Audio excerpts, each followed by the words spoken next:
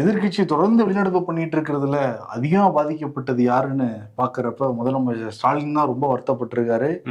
இன்னைக்கு அவைக்குள்ளாரையே பாருங்க, நான் வந்து பேசிக்கிட்டு இருக்கேன், இதை பத்தி அவங்க என்ன நினைக்கிறாங்கன்னு நான் தெரிஞ்சுக்க ரொம்ப ஆவலோட இருந்தேன்.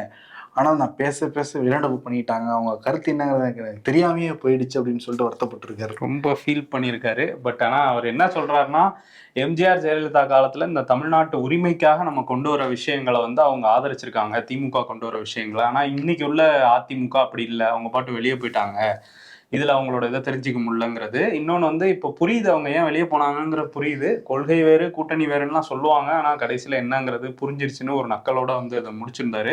ஃபீலிங்ஸும் இருக்கு, நக்கலும் இருக்கு. அதான் எடப்பாடி பழனிசாமி சொல்றாரு, நான் இருக்கிறப்ப அந்த நக்கல் பண்ண வேண்டியதான், நாங்க பதிலடி கொடுத்துரு போல, நாங்க இல்லாதப்ப என்ன தொடர்ந்து வந்து நக்கல் பண்ணிக்கிட்டே இருக்கிறது அப்படின்னு சொல்லிட்டு தான் முன்னாடி வெளிநடப்பு பண்ணப்ப வந்து சொன்னாரு.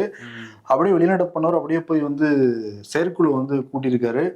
மே 2ஆம் தேதி செயற்குழு, சட்டமன்ற உறுப்பினர்கள், நாடாளுமன்ற உறுப்பினர்கள், கழக நிர்வாகிகள் எல்லாருக்கும் தனித்தனியா வந்து அழைப்புதல் அனுப்பப்படும், எல்லாரும் வாங்க அப்படின்னு சொல்லியிருக்காரு.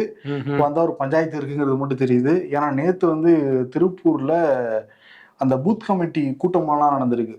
அதுல கலந்துகிட்ட முன்னாள் எம்எல்ஏ ரொம்ப வருத்தத்தை வந்து பதிவு பண்ணியிருக்காரு. இந்த கூட்டணியை வச்சு இந்த கூட்டணி வந்து இப்படி அமைஞ்சிருக்க கூடாது, ரொம்ப வருத்தமா தான் இருக்கு இப்பவே.